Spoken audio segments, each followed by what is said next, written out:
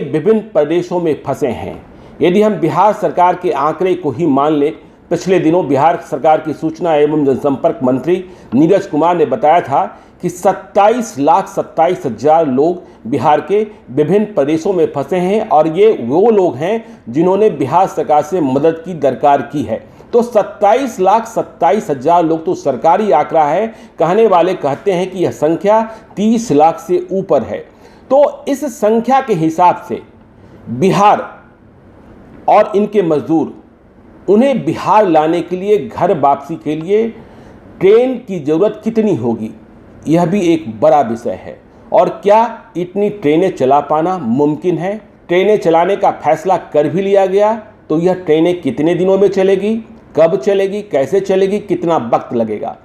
तो देखिए, अभी जो दृश्य दिखाई पड़ रहे हैं, जिस तरीके से कल सुबह पहली ट्रेन चली लॉकडाउन पीरियड में ही लिंगमपल्ली से, हैदराबाद से हटिया रांची के लिए, तो उसमें 1200 मजदूर करीब लाए गए। ठीक इसी प्रकार से जयपुर से जो पहली ट्रेन चली बिहार के लिए, पटना के लिए, उसमें कोई 1100 मजदूर सवार थे।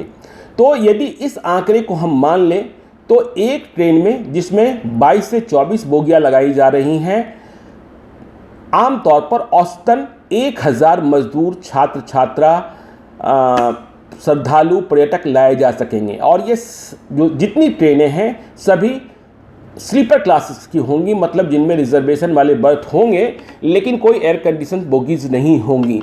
तो यह आंकड़ा बताता है, यह हिसाब बताता है कि बिहार के लोगों को बिहार लाने के लिए देश के विभिन्न हिस्सों से यदि हम 30 लाख का आंकड़ा पकड़ते हैं और एक ट्रेन में 1000 लोगों के बैठने की क्षमता बनती है, तो 3000 से अधिक ट्रेनों की जरूरत होगी।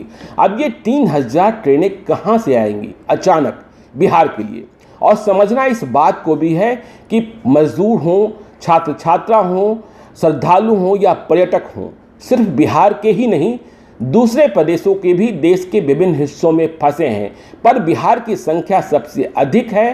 तो बिहार के लिए 3000 से अधिक ट्रेन चाहिए, क्योंकि जो माहौल बना हुआ है, आपने देखा कि लॉकडाउन भी बढ़ गया। लॉकडाउन 3 की शुरुआत 4 मई से हो जाएगी, जो 17 मई तक चलेगी। 17 मई के बाद भी लॉकडाउन खत्म होगा कि नहीं होगा, यह किसी को पता नहीं है। ऐसे में कोई भी व्यक्ति जो अपने घर से दूर है, जो प्रदेश में है, वह किसी भी सूरत में घर वापसी चाहता है, क्योंकि वहाँ उनके पास कोई काम नहीं है, वहाँ उनके पास खाने पीने का संकट है और घर वाले भी परेशान हैं। कई ऐसे प्रदेश भी हैं जहाँ कोरोना सबसे अधिक तांडव कर रहा है। इन प्रदेशों में आप महाराष्ट्र, गुजरात, मध्य प्रदेश, जैसे दिल्ली भी है, आप नाम ले सकते हैं। तो हर व्यक्ति वह चाहता है कि इस संकटपूर्ण माहौल में घर लौट जाएं। और आपने देखा होगा कि जब लॉकडाउन 1 की शुरुआत हुई थी तो कई लोगों ने पैदल मार्च शुरू कर दिया था। लोग साइकिलों से चल पड़े थे, लोग रिक्शा से चल पड़े थे, लोग ट्रकों में छुपे आ रहे थे, लोग एम्बुलेंस से चले आ रहे थे। बाद में जब यह बात समझी गई कि यह समस्या बहुत गंभीर है, तो पहले तय हुआ कि बसों से लाया जाए लोगों को, प्रवासी मजदूरों को, छात्र छात्राओं को, श्रद्धालुओं को, पर्यटकों को। लेकिन सरकार ने 48 घंटे के भीतर ही समझ लिया कि इतनी बसें नहीं व्यवस्थित की जा सकती, नहीं इंतजाम हो सकते हैं। बिहार सरकार ने कहा कि 1,70,000 से अधिक बस चाहिए, जो है ही नहीं। बिहार सरकार के पास तो अपना ही बस कितना है, मात्र 600। और यदि बिहार के सभी बसेज ले लिए जाएं, वो लंबी सफ़र के लिए तैयार होंगे कि भी नहीं होंगे, तब भी यह संभव नहीं हो पाता।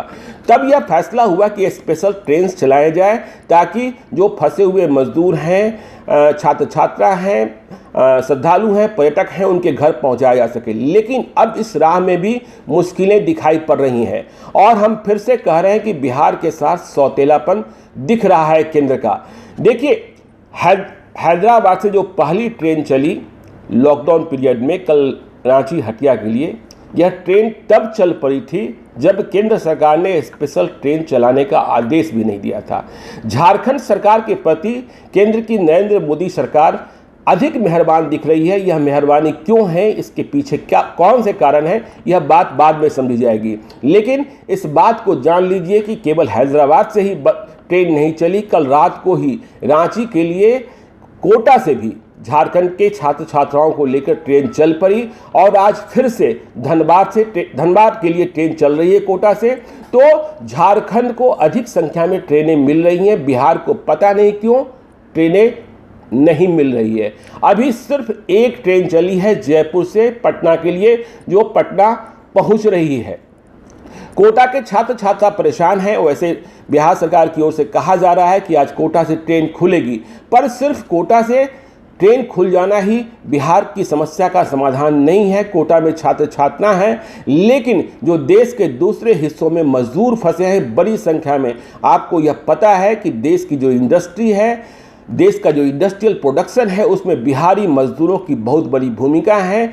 आप यूँ कह सकते हैं कि देश की इंडस्ट्री के इंजन हैं बिहारी मजदूर। और जब काम बंद हो गए हैं, कोरोना की चपेट में पूरा देश है, पूरी दुनिया है, तो ये मजदूर वहाँ रहना नहीं चाहते हैं, घर वापसी चाहते हैं। तो 3000 ट्रेनों की व्यवस्था, बिहार को ट्रेनें कब मिलेगी? देखिए, आपने जयपुर से एक ट्रेन चला दी, कुछ लोगों ने आवेदन कर रखे होंगे। मैं यह नहीं मानता कि जयपुर में मात्र 1100 बिहारी ही फंसे हैं।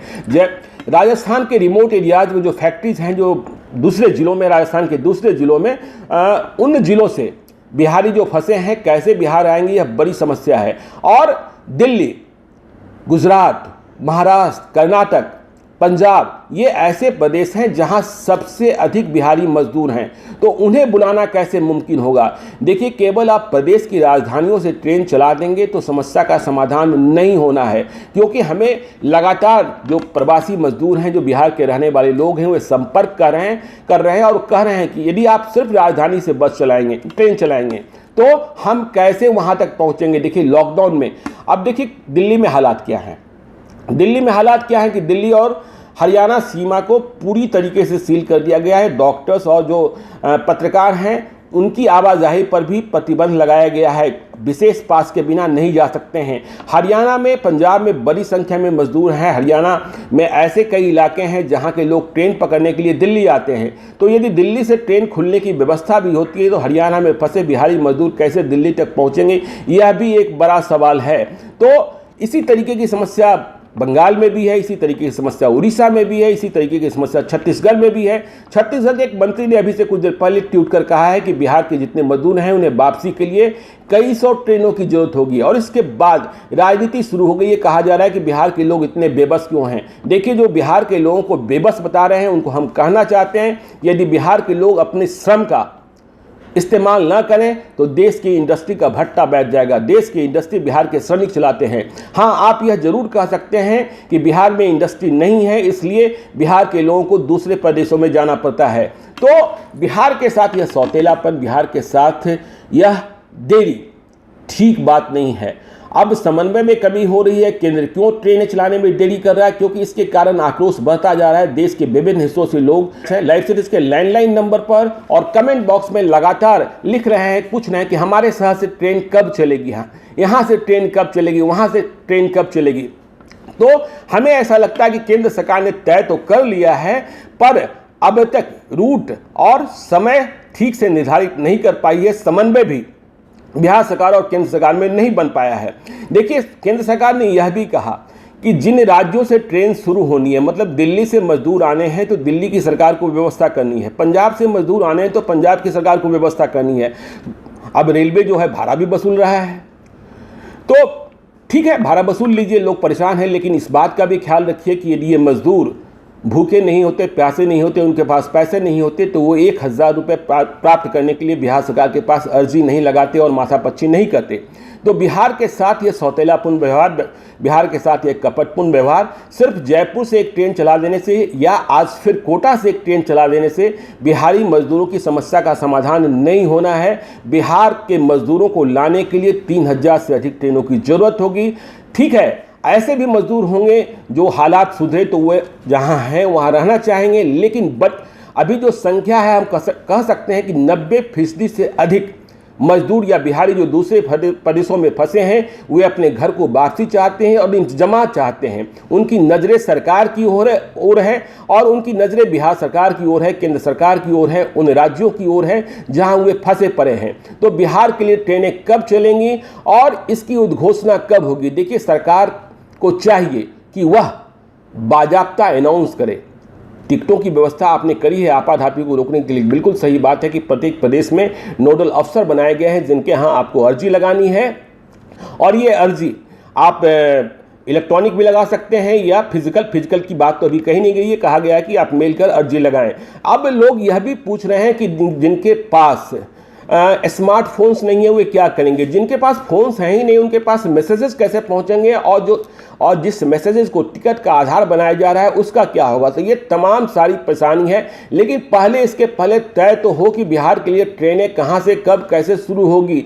देखिए महाराष्ट्र, गुजरात, बेंगलोर, कर्नाटका का बेंगलोर और पंजाब, हरियाणा, यहाँ बहुत बड़ी संख्या में बिहारी मजदूर हैं। उनको लाना सरकार की सर्वोच्च प्रायोरिटी होनी चाहिए। हम इस मुद्दे पर लगातार आपके साथ बने हैं, आप देखते रहिएगा लाइव सीरीज को। यदि अब तक आपने हमारे यूट्यूब चैनल को सब्सक्राइब नहीं किया तो जरूर कर लीजिएगा, और यदि इस वीडियो को फेसबुक के माध्यम से देख रहे हैं तो पेज को लाइक करिएगा। धन्यवाद।